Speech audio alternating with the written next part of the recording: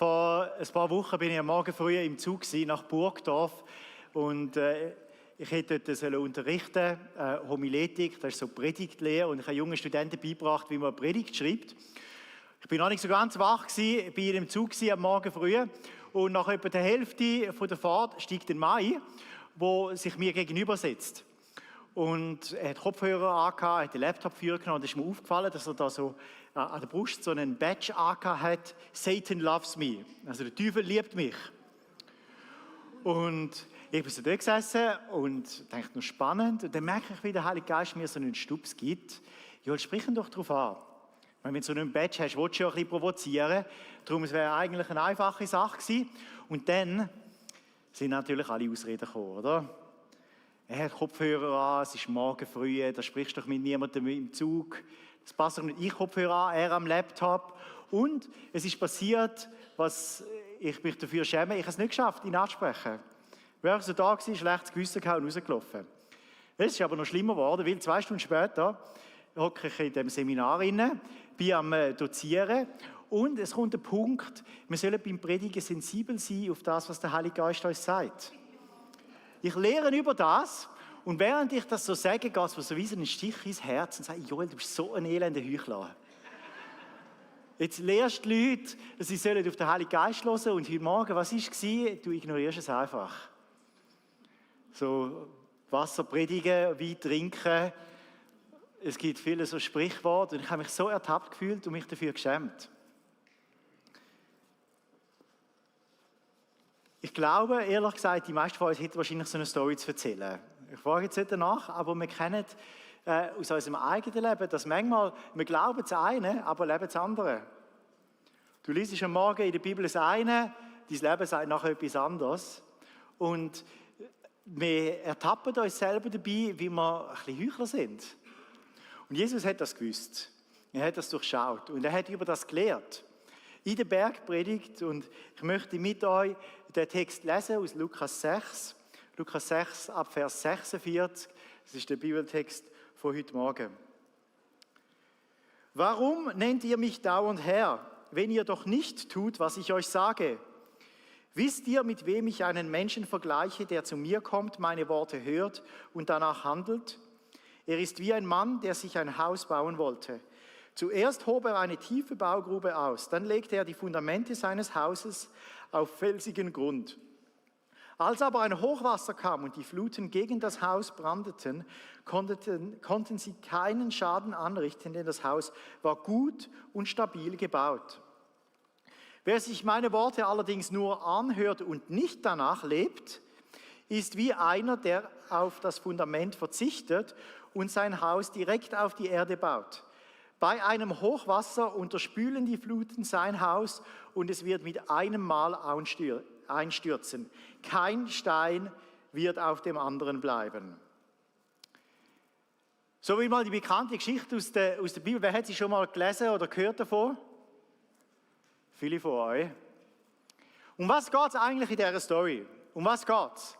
Es geht um die zentrale Frage, was machen wir, wenn Gott zu uns reden tut?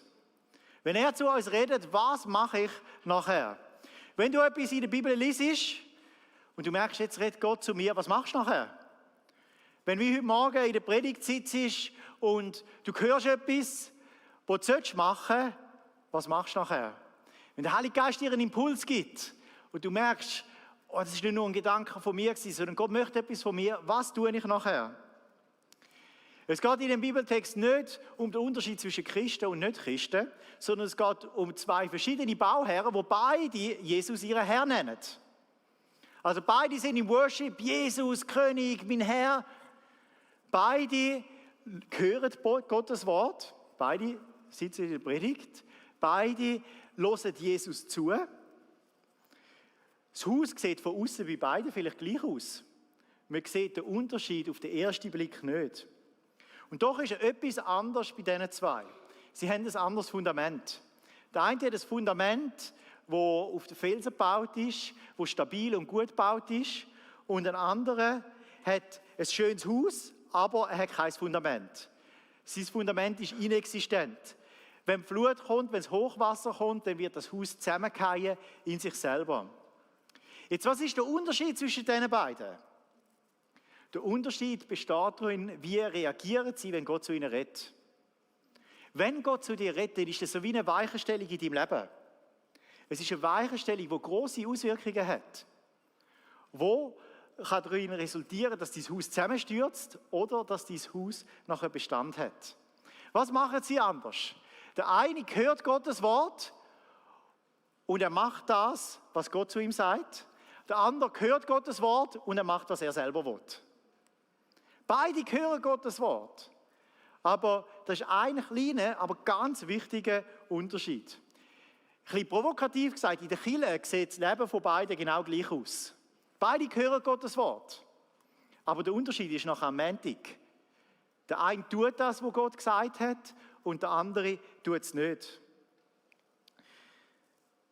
Wie soll es eigentlich sein? Wenn Gott zu mir redet, dann tue ich es. Jesus hat gesagt, wer zu mir kommt, meine Worte hört und danach handelt. Übrigens, das wer zu mir kommt, das ist in einer griechischen Verbform geschrieben, die einen andauernden Prozess ausdrückt. Also es geht nicht um etwas Einmaliges, sondern es geht um den Alltag. Es geht darum, wenn wir das Wort von Jesus hören, Woche für Woche. Was tun wir denn? Als ich ins Militär gekommen bin, dort habe ich sehr schnell etwas lernen in der ersten Woche, nämlich im Militär hat jeder so ein Abzeichen da, ein Grad, wo anzeigt, welchen Rang hat die Person, wie wichtig ist sie. Am Anfang bist du Rekrut, oder? Da hast du gar nichts da. Und dann gibt es so verschiedene Abstufungen. Zuerst gibt es so dünne Strich, dann gibt es fette Strich. Und die ganz wichtigsten, die haben so Sternchen. Ich habe das Bild gebracht vom ehemaligen Militärchef. Ihr seht es da auf der Seite, er hat 3 Sternchen. Das war so das Wichtigste in unserer Armee. Und wenn jetzt jemand zu dir kommt und dir etwas sagt, hast du immer zuerst mal geschaut, was ist das für einer? Was hat er für Strich, was hat er für Sterne, was auch immer. Und wenn es einer war, der tiefer ist wie du, dann hast du es nicht machen. Oder? Weil er hat ja keine Ahnung und du bist wichtiger wie er. Wenn aber einer gekommen ist, der wichtiger war wie du, dann hast du es machen. Ob es so passt hat oder nicht. Ich habe auf dem Militärflughafen gearbeitet und jetzt sind viele hohe Tiere rumgelaufen. Und immer wieder mal ist so einer gekommen, der so fette Balken und Sterne hatte. Und wenn der mir eine Anweisung gegeben hat, dann ist nur «Aye, Sir». Egal, ob ich jetzt das gut oder schlecht oder was auch immer finde, ich habe es gemacht, was er gesagt hat. Jetzt, wenn wir ehrlich sind, lesen viele von uns die Bibel, wie wenn der Autor von dieser Bibel jemand wäre, der uns auf Augenhöhe begegnet oder einen tieferen Rang hat wie wir. Wir lesen da rein und bilden uns eine Meinung darüber. Wir lesen etwas und denken, ja, ich sehe jetzt das ein bisschen anders, ich mache das so, wie ich das will. Wir vergessen aber, dass, wenn wir Gottes Wort lesen, der zu uns reden tut, der von sich selber sagt, mir ist alle Macht im Himmel und auf Erde gegeben. In Militärsprache, Jesus ist der General und wir sind Rekruten. Das heisst, wenn wir sein Wort lesen, dann ist es nicht, wir bilden uns darüber eine Meinung und überlegen uns, was wir machen sollen, sondern ich begegne als Rekrut dem General und sage, aye, Sir. Ich mache das, was du von mir möchtest. Das Buch sollte uns lesen und nicht wir das Buch. Wenn wir die Bibel lesen, dann sollten wir uns nicht eine Meinung bilden über die Bibel, sondern die Bibel sollte sich eine Meinung bilden über unser Leben. Es ist eine grosse Gefahr, wenn man in der Kleingruppe zusammenkommt, dass man einen Abschnitt aus der Bibel liest und nachher darüber austauscht, wer hat welche Meinung darüber. Das ist nicht die Idee von Kleingruppen. Die Idee ist, dass wir über unser Leben reden und Gott reinreden lassen in unser Leben und uns unterstützen, das zu tun, was Gott uns gesagt hat. Vor 2 Tagen habe ich mit Rebecca zusammen die Bibel gelesen am Morgen und es war ein schwieriges Kapitel im 5. Buch Mose über das Volk Israel sich nicht auf die falschen Götzen einlassen. Sie sollen auch nicht den kleinen Finger geben, sondern einfach komplett alles vernichten, was mit falschen Götzen zu tun hat. Und es sind radikale Strafen angedroht worden, wenn man das nicht macht. Jetzt es wäre so einfach, wenn man so einen Bibeltext liest, um sich zu sagen, ja, das ist ein bisschen radikal, das ist fundamentalistisch, ich sehe das ein bisschen anders, das war im Alten Testament. Aber wenn du das machst, verpasst du völlig den Punkt. Die bessere Frage ist, wir haben uns gefragt, was könnten in unserem Leben so falsche Götzen sein, die irgendeinen Raum bekommen? Wir haben darüber austauscht, was das in unserem Leben sein könnte. Wir stehen in der Gefahr, dass wir irgendeinen hinduistischen Gott plötzlich anbeten. Aber es sind andere Sachen, die bei uns könnten plötzlich so zu wichtig werden. Unser Sohn Elia, irgendwo Status, Einfluss zu haben. Geld kann zu wichtig werden. Und plötzlich geht es um unser Leben und wir fragen Gott, was möchtest du zu uns reden durch den Bibeltext? Und so ist das gedacht. Wir begegnen dem General und er soll zu uns reden. Als ich Theologiestudent war, habe ich etwas nicht ganz verstanden, was das Zuhören von Predigten angeht. Ich war selber bei so einem Homiletikstudent und habe gelernt, was macht eine gute Predigt aus und so. Dann habe ich jede Predigt analysiert, super kritisch. Wie war die Gestik vom Prediger? Ist das rhetorisch gut gewesen?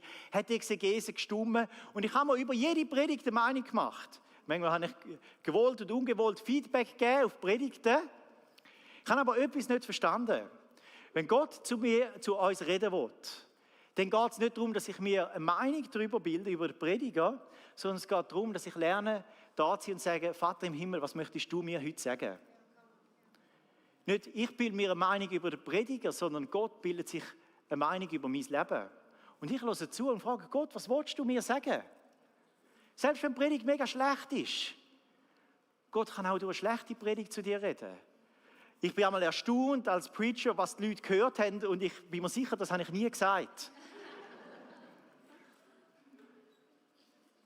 Wenn Gott zu uns reden tut, dann ist es unsere Aufgabe, um nicht irgendwo den Splitter beim Nächsten zu finden, sondern den eigenen Balken zu sehen. Wo stimmt es bei mir noch nicht? Der das Haus auf Felsen gebaut hat, ist nicht der theologisch alles weiß, der am besten zugelassen hat, sondern es ist der das gemacht hat, was Gott ihm gesagt hat. Darum, wenn sich etwas ändern sollte, wenn ich Gottes Wort höre, dann ist es nicht die Bibel, nicht der Nächste, sondern ich selber. Gott möchte in mein Leben reinreden und er möchte mich verändern. So sollte es sein, in der Theorie. Wie es wirklich ist, wir meinen ganz tief, dass wir es besser wissen. Wieso fällt uns das so schwer? Da ist ganz tief in uns drin eine riesige Überheblichkeit, dass wir meinen, wir wissen es besser. Da ist so ein Stolz drin. Jesus hat gesagt, wer meine Worte hört und nicht danach lebt. Und so sind wir alle ein bisschen. Wir hören, was Gott uns sagt und wir meinen, wir wissen es besser. Wir haben ja auch so Sprichwörter in unserer Gesellschaft. Jeder ist der Schmied von seinem eigenen Glück. Du willst so ein self-made man sein. Du willst selber dein Leben aufgebaut haben. Du willst etwas erreicht haben. Du willst deinen Weg gehen. Du willst das machen, was du willst. Und Gott gegenüber ist das einfach nur überheblich. Wir begegnen unserem Schöpfer, dem, der alles weiß. Und wenn wir ihm begegnen, dann begegnen wir dem, der uns nicht auf Augenhöhe begegnet, sondern dem, der weit über uns steht. Dass wir meinen, wir wissen es besser, zeigt etwas über unser Herz auf. Das stimmt ganz viel nicht. Wenn wir so mathematisch reden, dann die Formel da drin hat einen Fehler drin. Dein Motor hat einen Schaden. Das stimmt etwas nicht. Du brauchst eine Herzensoperation. Jesus sagt, aus deinem eigenen Herz kommt alles Böse raus. Da stimmt etwas mit uns nicht. Und ich meine da alle von uns, wir sind so Heuchler. Dann lesen wir den Morgen in der Bibel, wir sollen grosszügig vergeben. Ein paar Momente später hacken wir auf den Fehler von jemand anderem herum, anstatt das loszulassen. Du hörst in der Predigt, wie die andere segnen. Ein paar Tage später lästerst du über deinen Chef. Wir hören und singen, dass wir Tag für Tag Gottes Wort brauchen und schaffen es nicht, uns ein paar Minuten nehmen, zum Bibel lesen. Wir singen davon, dass wir heilig, heilig, heilig bist du, Jesus, ich möchte heilig leben, ich folge dir bis ans Ende der Welt. Laufst am Burgheckplatz raus und schaust der nächsten leicht bekleideten Frau nach. Ich könnte die Liste beliebig verlängern, aber wir sind einfach alles riesen Heuchler. Und das ist nicht mein Urteil, sondern das ist Gottes Urteil. Gottes Wort sagt, wir sind alle Lügner. Oder, ein bisschen krass formuliert im Römer 3, keiner ist gerecht, keiner. Keiner ist gescheit. Keiner fragt nach Gott. Wir sind alle vom richtigen Weg abgekommen. Kein einziger kann Gott noch brauchen. Keiner handelt so, wie es gut wäre. Kein einziger. Wir sind nur gut, einfach das so zu verstecken, oder? Man sieht von außen nichts, wir zeigen uns von unserer besten Seite, aber wir sind alles riesen Heuchler. Wir haben alle unser Haus von uns aus falsch gebaut. Und wenn die Flut kommt, dann wird alles zusammenstürzen. Was ist mit dem gemeint? Das Bild von Flut, von Hochwasser ist in der Bibel immer das Bild von Gericht. Das heisst, es geht darum, wenn wir eines Tages vor Gott stehen, wenn wir dem General gegenüberstehen. Eines Tages, wenn wir vor ihm stehen, dann wird all das in sich zusammenstürzen. Das heisst, in der Bibel, im Jesaja 64, all unsere Gerechtigkeit vor Gott ist wie ein beflecktes Kleid. Gerechtigkeit ist, wie stehe ich vor Gott da? Die Bibel vergleicht es oft mit Kleidern. Deine Kleider werden nicht weiß aussehen, sondern befleckt. Der Gott, der alles sieht, das Verborgene als Licht bringt, vor ihm eines Tages, also ganz ehrlich, wenn alles als Licht kommt, wo ich mir gedacht habe, wo verborgen ist, das wird nicht so gut aussehen. Alle Heuchlerei aufgedeckt wird. All das, wo ich das Gefühl habe, ich bin so gut, wird sich in sich zusammenstürzen. Es wird keinen Bestand haben. Vor Gott steht niemand mit reiner Weste da. Vor Gott werden wir alle mit viel, viel Dreck vor ihm stehen. Wir werden uns schämen. Wir können vor Menschen viel verstecken, aber vor Gott können wir es nicht. Was wir brauchen, ist nicht einfach ein Pinselstrich, der irgendwo den Fehler bedeckt. Was wir brauchen, ist einer, der uns ganz tiefgehend hilft und verändert. Jemand, der uns rettet aus dem Schlamassel. Einer, der uns rausreißt aus dem raus. Einer, der den Motor flickt. Einer, der bei uns anfängt zu verändern, so wie wir es selber nicht können. Wie können wir die Katastrophe verhindern, dass alles zusammenstürzt? Jesus hat gesagt, das Haus wird zusammenstürzen mit einmal. Kein Stein wird auf dem anderen bleiben. Und schau, das ist die Message von heute Morgen. Was du brauchst, um vor Gott zu bestehen, ist ein anderes Fundament in deinem Leben. Und das bist nicht du selber, sondern das kann nur Jesus sein. Wenn du eines Tages vor Gott stehst und er die ganze Liste vorbringt mit allem, was in deinem Leben so verlogen ist. Du sagst, aber ich habe gespendet, ich bin in die Kirche gegangen, ich bin ein guter Nachbar gewesen, ich habe meine Eltern gepflegt. Es wird immer noch so viel geben, wo dein Leben verdrecken. Deine einzige Hoffnung, die du hast, ist nicht auf dein eigenes Ich zu bauen, sondern auf Jesus. Jesus ist der Fels. Er ist das feste Fundament, auf dem wir bauen sollen. Im 1. Korinther 3, Vers 11 heisst es, einen anderen Grund kann niemand legen, außer der schon geleitet worden ist, und der ist Jesus selber. Eines Tages wirst du vor Gott stehen. Alles wird das Licht gebracht werden. Du stehst dem General gegenüber und er fragt dich, wieso soll ich dich hier in den Himmel, wenn da all das ist, was du falsch gemacht hast? Und wenn deine Antwort irgendetwas mit dir selber zu tun hat, hast du das Evangelium nicht verstanden. Was du dann machen kannst, die einzige Hoffnung ist, dass du auf Jesus zeigst und aufs Kreuz. Und sagst, schau, ich hätte es nicht verdient, aber Jesus am Kreuz, er hat meine Schuld beglichen. Er hat meine Sünde auf sich genommen. Er hat meine Heuchlerei ausgehalten und ist als Unschuldiger gestorben. An dem Kreuz hat er mich mit Gott versöhnt. Du kannst Jesus fragen und Jesus sagt, ja, den kenne ich, lerne nie. Das ist deine einzige Hoffnung im Leben. Im Jesaja 53 heisst es, wegen unseren Vergehen ist Jesus durchbohrt worden. Wegen unseren Übertretungen ist er zerschlagen worden. Er ist gestraft worden, damit wir Frieden haben. Durch seine Wunden sind wir geheilt worden. Wir alle sind in die Tiere gegangen wie Schafe. Jeder ist seinen eigenen Weg gegangen. Aber Gott hat ihn, die Schuld von uns alle, treffen lassen. Das heisst, wir alle sind in die Tiere gegangen. Jeder von uns. Wir sind unseren eigenen Weg gegangen. Wir haben unser Leben gelebt. Aber Jesus eröffnet uns eine Möglichkeit, die wir selber nicht haben. Er ermöglicht uns eine Vergebung für all den Sumpf und Seich, wo wir in unserem Leben auf uns geladen haben. Dort, wo wir falsch waren, wo wir Heuchler waren. Jesus hat die Schuld beglichen, wo er gestorben ist für uns. Und das ist meine einzige Hoffnung. Wenn ich eines Tages vor Gott stehe, ich zeige einfach auf Jesus und nicht auf mich selber.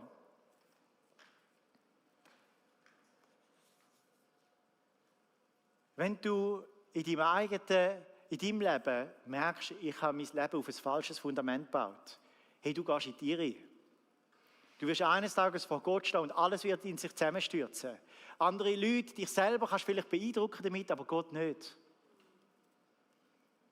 Wenn du aber dein Leben auf Jesus baust, nicht auf dich selber, sondern auf ihn, dann hast du ein Haus, das stabil und fest ist. Es besteht.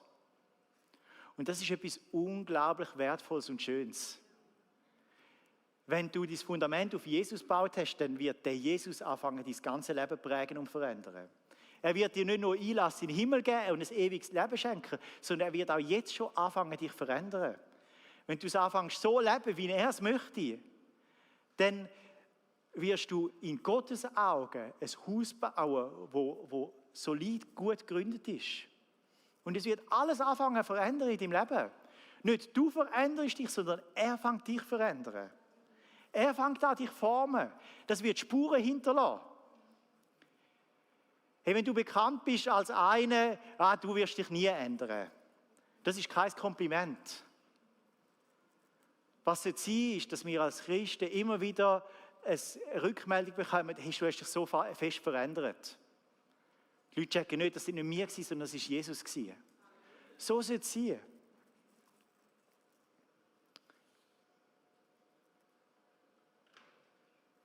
Als Christ merke ich, hey, da ist einer, der hat mich wirklich tiefgehend gerettet und er hat den kaputten Motor in mir selber geflickt. Als Christ, ich bin immer noch ein Heuchler. Ich bin immer noch ein Sünder. Aber ich bin ein begnadeter Sünder. Ich habe Gnade gefunden. Und das hat mich verändert. Wenn du Jesus begegnest, du hast immer noch dumme Gedanken. Aber deine Schuld ist beglichen worden vor Gott. Du trägst immer noch so viel mit von deiner Vergangenheit. Aber er fängt dich an tiefgehend zu verändern. Und schau, das ist das, was Gott dir heute Morgen möchte schenken. Seine Gnade. Er möchte dir das geben, was du nicht verdient hast, aber dringend brauchst in deinem Leben. Weil alles, was du auf dir selber aufgebaut hast, das wird einfach zusammenstürzen. Aber alles, was du auf Jesus gebaut hast, das wird verheben. Lass uns doch miteinander aufstehen.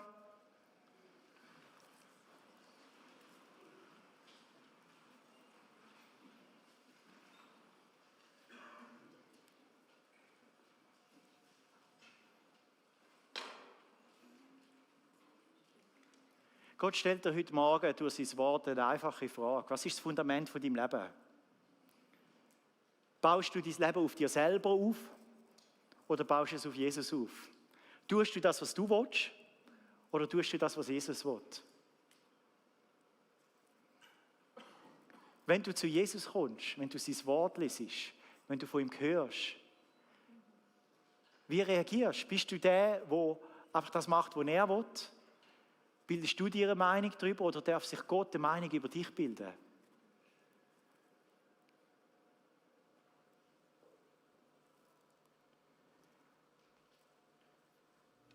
Ich glaube, es braucht zwei wichtige Fragen heute Morgen. Die eine ist genau die, was ist das Fundament in deinem Leben? Und wenn du das Fundament auf deinem eigenen Willen gebaut hast, auf dem, was du kannst, auf dem, was du willst, ganz ehrlich, spätestens, wenn du Gott begegnen tust, es wird alles in sich zusammenstürzen.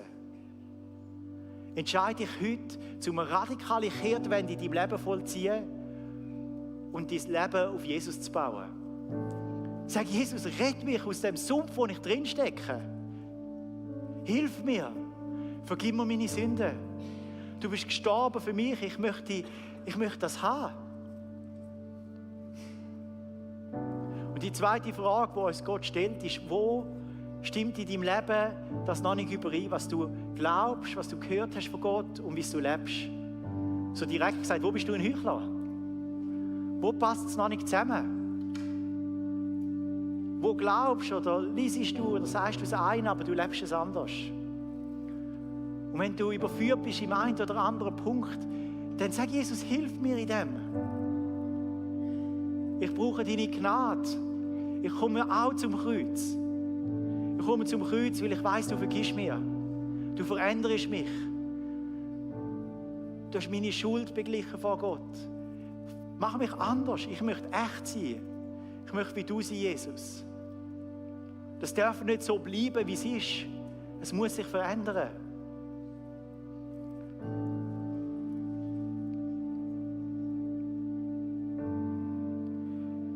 Lass uns die Augen schliessen. Ich empfinde so einfach, dass ich fragen soll. Es sind Leute da heute Morgen, wo du merkst es innerlich, dass Gott dir sagt, du hast dein Leben auf ein falsches Fundament gebaut. Du merkst, ich sollte so eine Entscheidung treffen. Und du sagst, Jesus, ich möchte mein Leben auf dich bauen. Heb doch deine Hand auf, dort, wo du am Platz bist.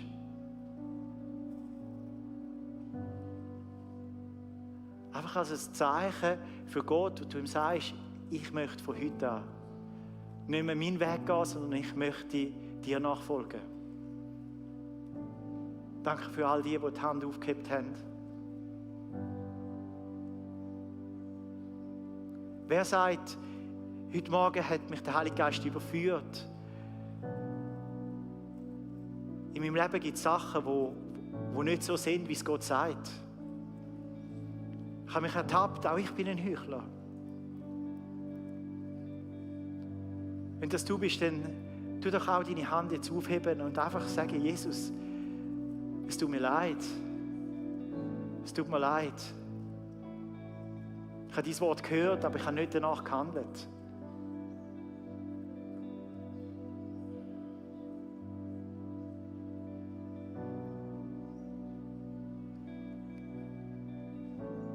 Danke vielmals. Jesus sieht das.